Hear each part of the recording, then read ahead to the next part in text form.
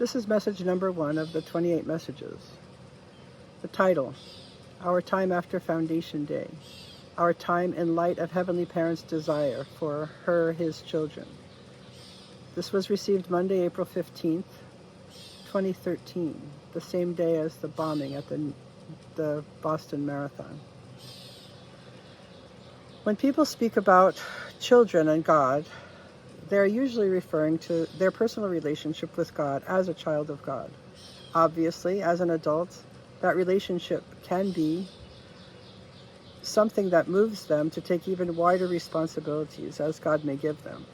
However, in Chenalguk, in this age of women, and in these early days after Foundation Day, as we think about what we are building, it is not enough just for adults to change and improve their relationships with God as His or her children.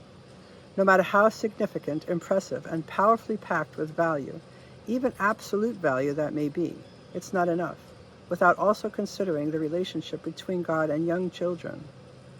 If we build a world based on the expectations of adult children of God, we need to ask, will that world be suited to the children of God who are not adults?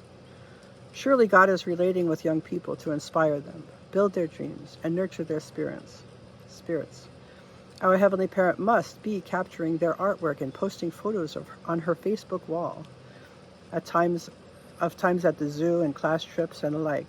Then after admiring them, she resumes loving them each and every second. So where in Chenalguk do children who are not adults fit in? For the true children, as kids, it seemed that their reality was prescribed according to script. Their life was to be in the service of humankind, even as they endured lack of acceptance from their messianic family, from the world around them. They were told they had a purpose, to capture the hearts of humankind and return all things to God. Be that as it may, is everything returned to God? Is God himself, pleased with the state of the world's children, the non-adults? We can speak in vision of what we can do for the future of the world's children.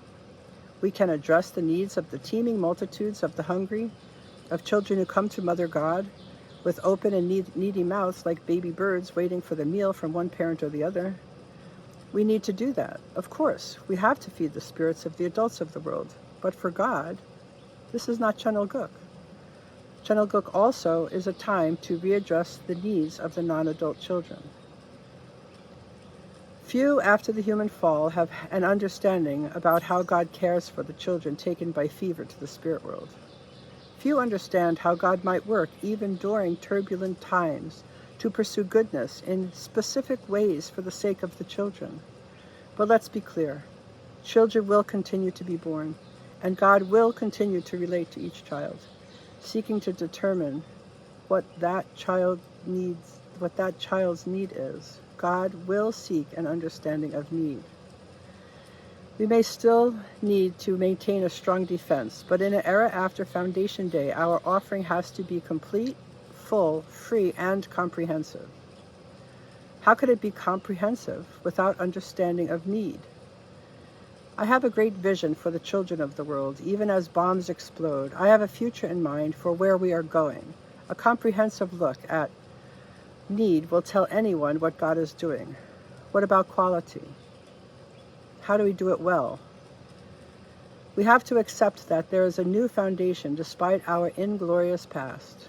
We have to accept that Heavenly Parent knows full well that absolute value also applies to children, to non-adults. I absolutely value children. I unconditionally love them. I fully enjoy participating with them in their family, in their community, in the human world, and in the creation.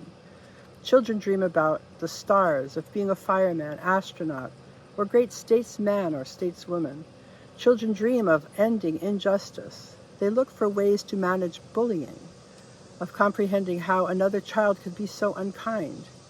Yet they are not well equipped to understand the root issues, or the way things can escalate, or how to comprehend how stubbornness can contribute in all manner to problems. They do not anticipate that they will grow up to do evil. What is God left with but broken children? Would God wish in this age to continue to experience the brokenness of a child?